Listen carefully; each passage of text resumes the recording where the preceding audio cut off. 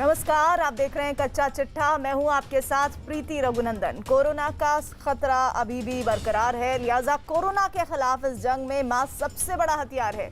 News 18 mask के लिए मुहिम भी चला रहा है। #मास्क पहनो इंडिया।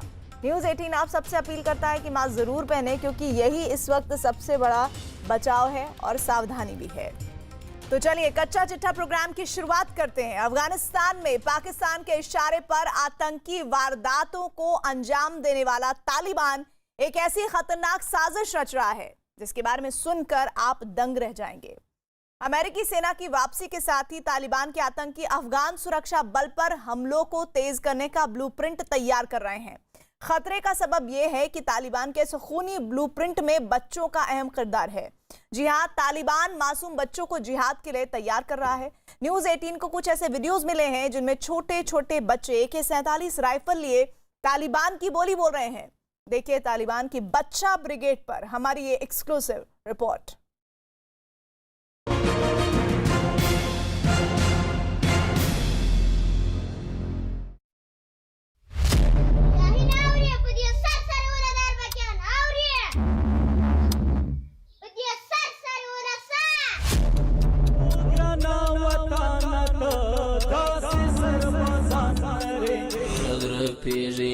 عالم بيت ماشي ترازي كخداي كابل ورقا يشغل تغر كوليجي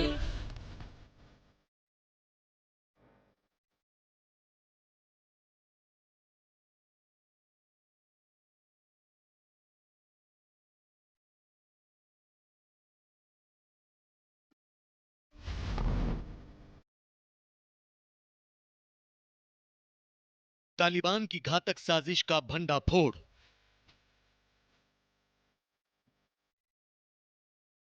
ऑपरेशन स्प्रिंग से जुड़े राज का पर्दाफाश।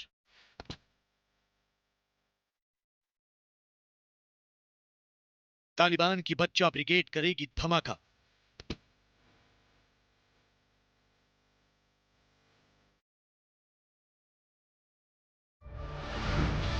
ग्यारह सितंबर 2021 तक अमेरिका की सेना अफगानिस्तान से लौट जाएगी। अफगानिस्तान में करीब 20 साल गुजारने के बाद अमेरिका की फौज अपने वतन वापस चली जाएगी। लेकिन अमेरिकी सैनिकों की वापसी से पहले ही तालिबान ने अफगानिस्तान को अपने शिकंजे में लेने का ब्लूप्रिंट तैयार कर लिया है। तालिबान के आतंकी धीरे धीरे उन इलाकों पर काबिज होते जा रहे हैं जहां अफगानिस्तान का झंडा लहराया करता था। यही नहीं, लगभग हर रोज अलग अलग इलाकों में तालिबान के आतंकी अफगान सुरक्षा बल पर हमले कर रहे हैं। लेकिन ये तो महज शुरुआत है। तालिबान ने एक ऐसी साजिश रची है जिसकी काट शायद अफगानिस्तान सेना के पास भी नहीं।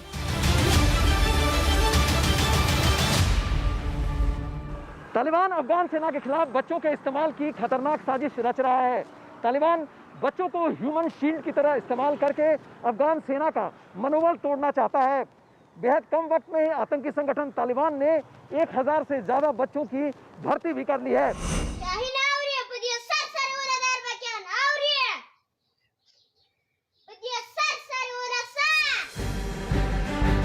हाथ में AK-47 राइफल लिए ये बच्चा पश्तो भाषा में गोली चलाने की बात कर रहा है। आतंकी वेशभूषा में मौजूद ये छोटा सा बच्चा खूनी जिहाद की बोली बोल रहा है।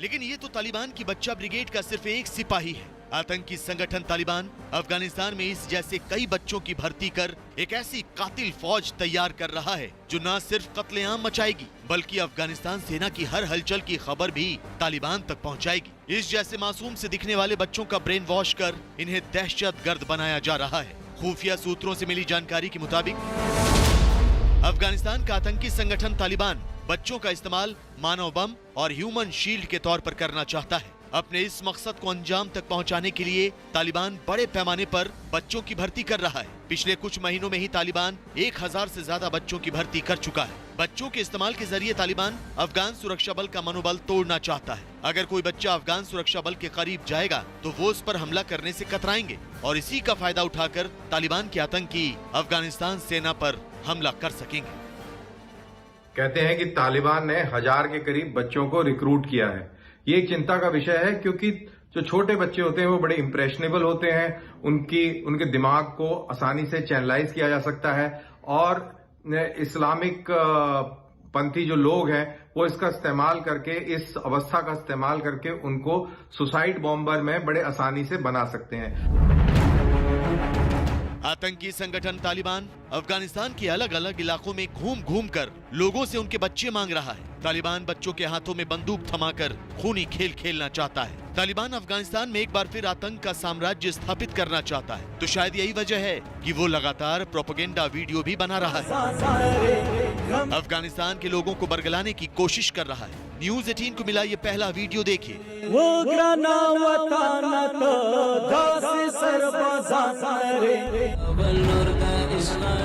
अब देखिए तालिबान का ये दूसरा प्रोपेगेंडा वीडियो, जिसके जरिए अफगानिस्तान का ये खूंखार आतंकी संगठन पूरे मुल्क पर कब्जे का दावा कर रहा है। د هندو کوش پر سر بس پین بیرغ رپیږي عالم به تماشه ترازی که خدای کول نور د اشغال ټغر ټولیږي।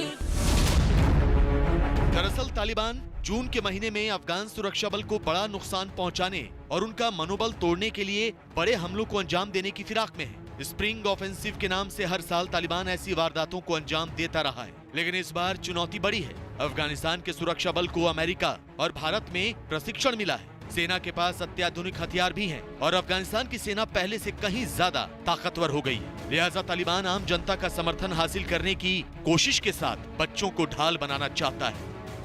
अधिकतर जो सुसाइड बॉम्बिंग्स हैं वो बच्चों द्वारा ही की गई हैं। दूसरी चीज, ये बच्चे काफी इनोसेंट होते हैं, इनोसेंट लुकिंग होते हैं, तो ये आसानी से किसी भी जगह पर पेनिट्रेट कर सकते हैं, जा सकते हैं। तो इंटेलिजेंस गैदरिंग भी एक इनको काम दिया जा सकता है और दिया जाता है। तो ये दो मुख्य कारण हैं, एक तो टो लेना और दूसरा आत्मघाती दस्तों का हिस्सा बनना, जो मेरे को लगता है ज्यादा बड़ी अहमियत वाली चीज है।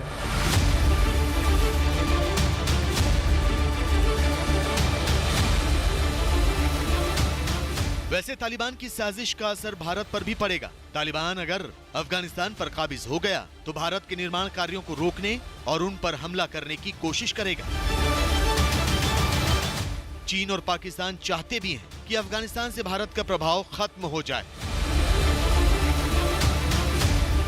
ऐसे में भारत और अमेरिका को तालिबान के मुद्दे पर कोई सख्त कदम उठाना होगा। कोई ऐसा कूटनीतिक दांव चलना होगा जिससे सांप भी मर जाए और लाठी भी न टूटे।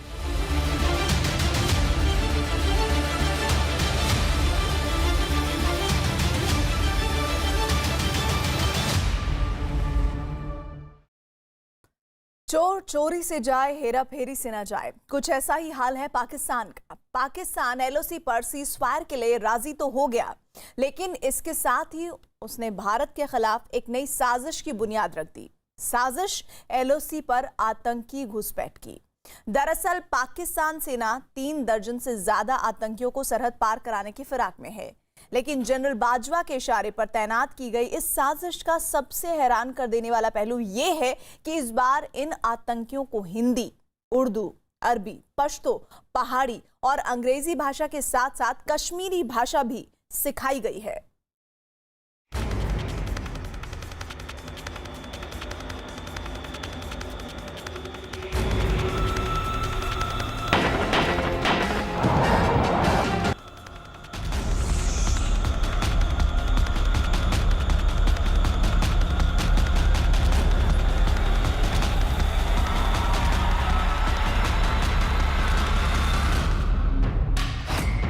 बाजवा का ऑर्डर, आतंकी पहुंचे बॉर्डर।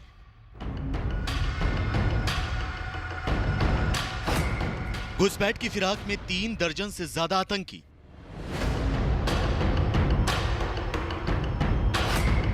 पाकिस्तान का ऑपरेशन घुसपैठ बेनकाब।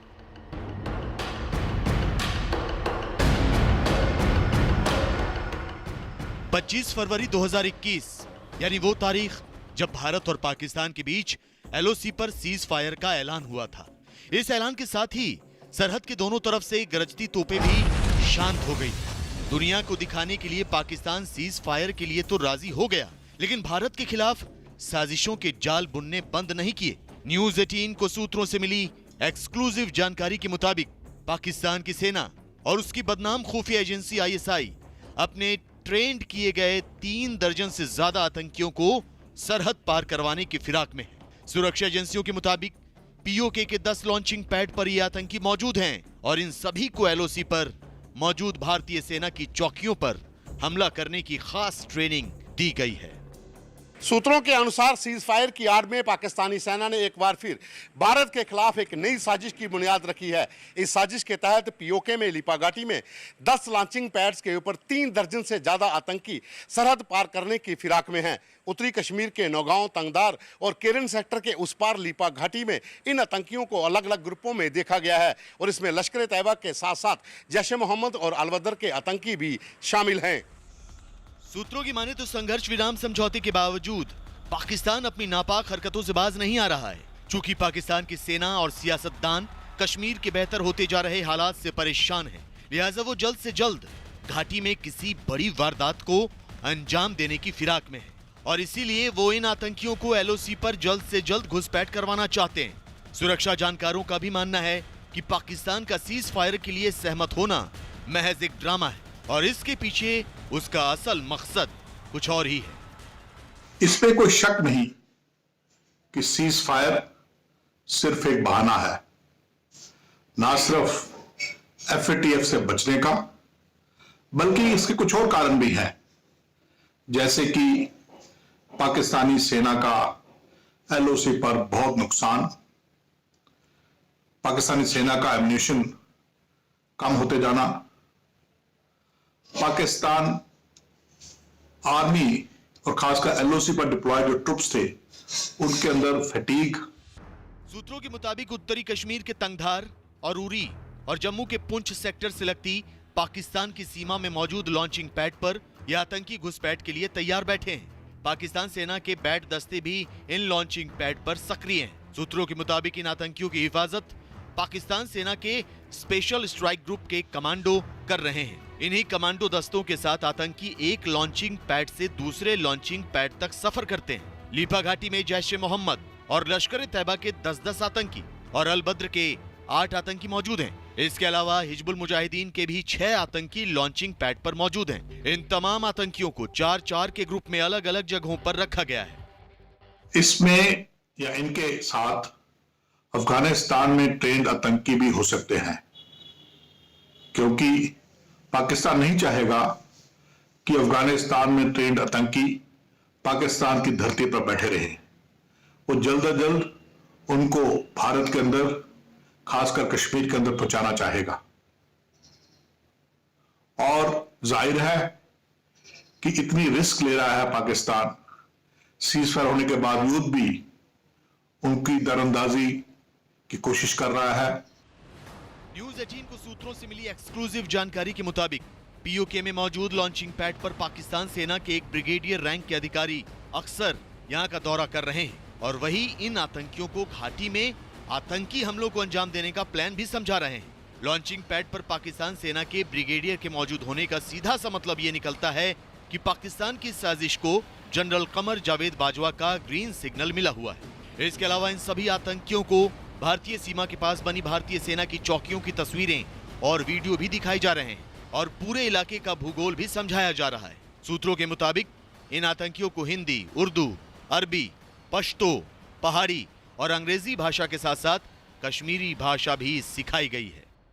सूत्रों का कहना है कि घुसपैठ करने वाले आतंकियों ने पाकिस्तानी खुफिया एजेंसी ISI के जरिए कश्मीर में सक्रिय आतंकी संगठनों जिसमें TRF, PFF, लश्कर मुस्तफा और गजनवी फोर्स जैसे सक्रिय संगठनों के कमांडरों के संपर्क में हैं, ताकि पाकिस्तान से घुसपैठ करने के बाद इनको यहां पर स्थानीय मदद मिल सके। गौरतलब है कि पाकिस्तानी खुफिया एजेंसी ISI ने कुछ वक्त पहले कश्मीर में सक्रिय आतंकी संगठनों के नाम बदल दिए ताकि पाकिस्तान दुनिया भर को ये दिखा सके कि कश्मीर में सक्रिय इन आतंकी संगठनों से उसका कोई नाता नहीं है। सूत्रों का कहना है कि पाकिस्तान के सियालकोट सूबे में सभी आतंकियों को पाकिस्तानी सेना की एक स्पेशल यूनिट ने 3 महीने की कड़ी ट्रेनिंग के बाद तैयार किया है। ट्रेनिंग पूरी होने के बाद इन सभी आतंकियों को पीओके के लॉन्चिंग पैड पर पहुंचाया जा चुका है। इनमें से कुछ आतंकी अफगानिस्तान में भी ऑपरेट कर चुके हैं। इसके अलावा दुनिया को दिखाने की गरज से पाकिस्तान के ही इशारे पर घाटी में सक्रिय आतंकी संगठनों ने भी अपने नाम बदले हैं, ताकि पाकिस्तान ये साबित कर सके कि घाटी में मौजूद आतंकी संगठनों से उसका कोई संबंध नहीं है। नाम बदलने से क्या होता है, यह पाकिस्तान भी अच्छी तरह जानता है। पाकिस्तान ये चाल कई बार खेल चुका है, लेकिन इस बार उसका मकसद यह था कि इन तंजीमों को इस प्रकार के नाम देने जिससे लगे कि ये भारत या कश्मीर के अंदर ही पनपी हुई कोई रेजिस्टेंस मूवमेंट है या इस प्रकार की मूवमेंट है जो कि भारत सरकार के खिलाफ है। जहां कोरोना की वजह से सब कुछ ठप्प है, वहीं आतंकी संगठनों में युवाओं को बहला फुसलाकर, डरा धमकाकर शामिल करने का सिलसिला बदस्तूर जारी है। अगर आंकड़ों पर गौर करें तो इस साल 1 मई तक कुल 38 कश्मीरी युवाओं ने आतंकी संगठनों को ज्वाइन किया, जबकि पिछले साल मई महीने तक 49 लोगों ने आतंक का दामन थामा था। पिछले 2 साल के आंकड़ों पर नजर डालें तो साल 2020 में 166 और साल 2019 में 119 कश्मीरी युवाओं ने बंदूक उठाई थी। हालांकि सेना का ऑपरेशन ऑल आउट जारी है। इस साल 1 जून तक सुरक्षा बल ने 48 आतंकियों को एनकाउंटर में मार गिराया। पिछले साल जून की पहली तारीख तक 60 आतंकियों को सुरक्षा बल ने ढेर किया था। मारे गए आतंकियों में सबसे ज्यादा हिजबुल मुजाहिदीन के 16, लश्कर के 11, जैश ए मोहम्मद के 3, अल बद्र के 9, अंसार गजवतुल हिंद के 4 और दूसरे आतंकी संगठनों से जुड़े 4 दहशतगर्द शामिल हैं। सुरक्षा जानकारों का मानना है कि एक तरफ तो पाकिस्तान FATF यानी फाइनेंशियल एक्शन टास्क फोर्स की ग्रे लिस्ट से बाहर आने के लिए बुरी तरह से छटपटा रहा है, और दूसरी तरफ वो अपने पाले हुए आतंकियों के जरिए कश्मीर में भी अशांति फैलाना चाहता है। लेकिन ज्यादातर नए आतंकियों को बंदूक उठाने के महज 2 से 3 महीने के भीतर ही ढेर कर दिया जा रहा है, और जिस तरह भारतीय सेना घाटी में रोजाना आतंकियों को सफाया कर रही है, उसे देखते हुए लगता है कि जनरल बाजवा का ऑपरेशन घुसपैठ भी नाकाम हो जाएगा।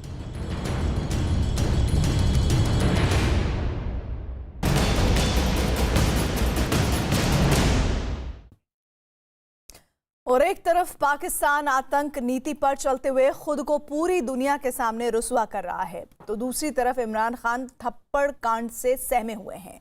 दरअसल इमरान खान की पार्टी PTI के नेता फिरदौस आशिक अवान ने एक डिबेट शो के दौरान विपक्षी पार्टी के सांसद को तमाचा जड़ दिया। देखते ही देखते ये खबर पाकिस्तान में सुर्खियां बटोरने लगी और लोग इसे नए पाकिस्तान की झलक करार देने लगे।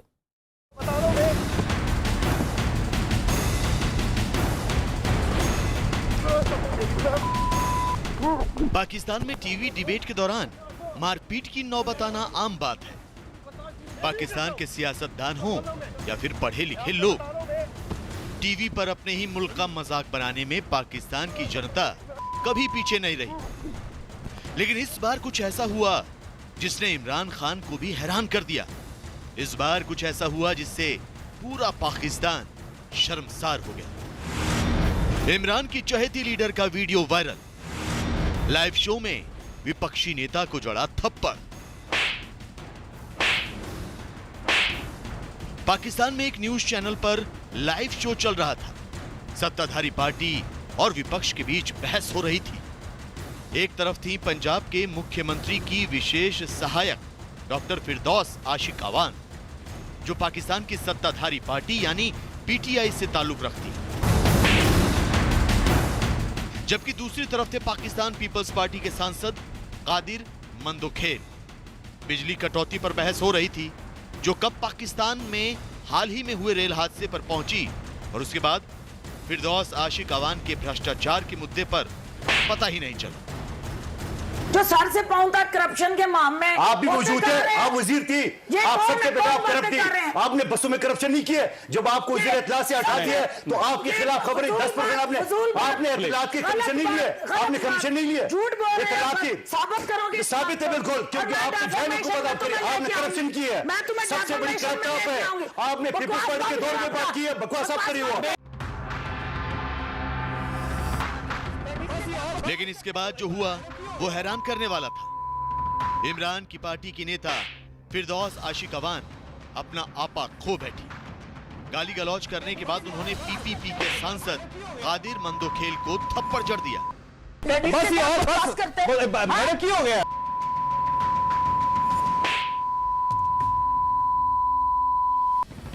बात इतनी बिगड़ गई कि वहां स्टूडियो में मौजूद लोगों ने दोनों को पकड़ कर अलग कराया।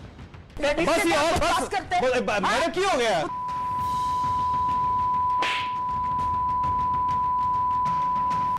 फिरदौस आशिक अवान पहले पीएम इमरान खान की विशेष सहायक रह चुकी हैं। लिहाजा जब अपनी थप्पड़बाजी से सुर्खियों में आई तो फौरन पलट गए। फिरदौस ने मीडिया को दिए अपने बयान में कहा कि उन्होंने कादिर मंदोखेल को आत्मरक्षा में थप्पड़ जड़ा था और मंदोखेल की इस बदकलामी और बदजुबानी की वजह से मुझे अपने सेल्फ डिफेंस में ये इंतहाई कदम उठाना पड़ा, क्योंकि मेरी सियासी साख और इज्जत दाव पे लगी।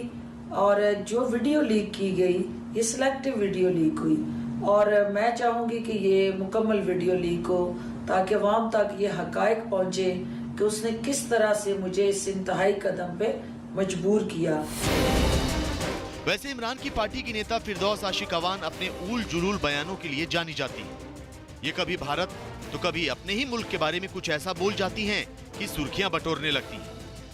यकीन नहीं आता तो देखिए फिरदौस आशिक अवान के ये कुछ चुनिंदा विवादास्पद बयान।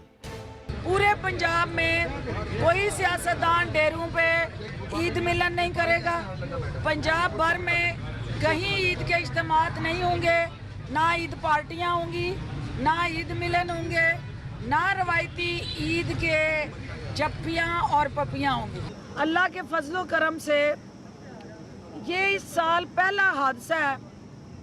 कौम को वो दिन याद है जब हर दूसरे दिन यही रेल ट्रैक जो है किसी न किसी हादसे का शिकार होता था।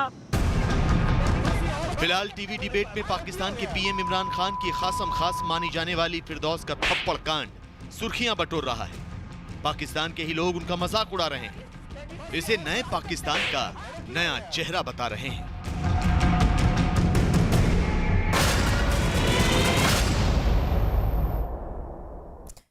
इधर पाकिस्तान का दोस्त चीन एक सीक्रेट सुरंग बना रहा है। एक ऐसी सुरंग जो आसमान से लेकर अंतरिक्ष तक चीन की ताकत को बढ़ा सकता है। चीन अपनी इस हाइपरसोनिक विंड टनल से मिसाइल, लड़ाकू विमान और अंतरिक्ष में उड़ान भरने वाले सुपरफास्ट जेट तैयार करना चाहता है।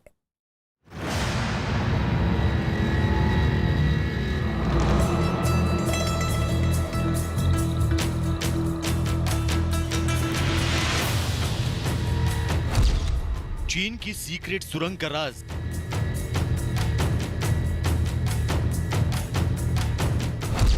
अमेरिका से आगे निकला चीन।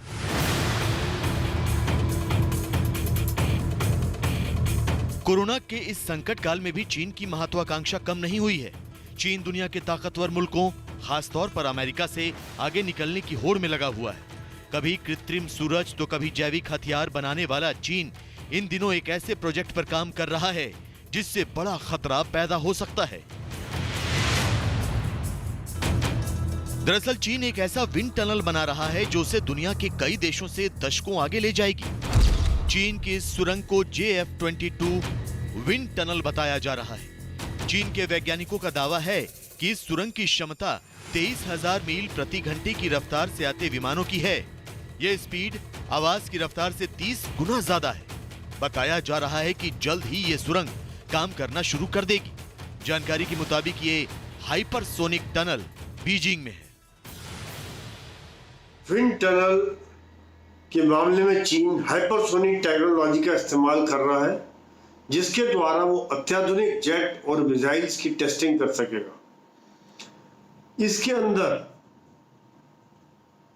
30 मैक यानी कि 23,000 मील प्रति घंटे की रफ्तार से हवा का प्रेशर डाला जाएगा ताकि जेट्स और रॉकेट्स की टेस्टिंग हो सके।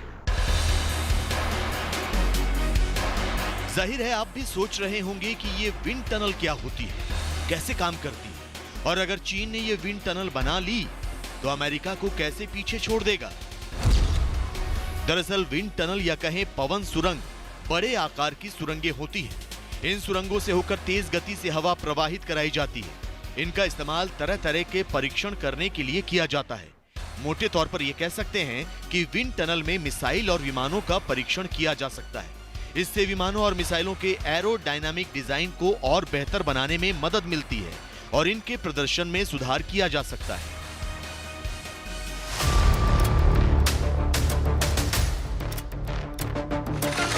मतलब साफ है, चीन हाइपरसोनिक विंड टनल बनाकर नए और अत्याधुनिक लड़ाकू विमानों के साथ घातक मिसाइलें बनाना चाहता है।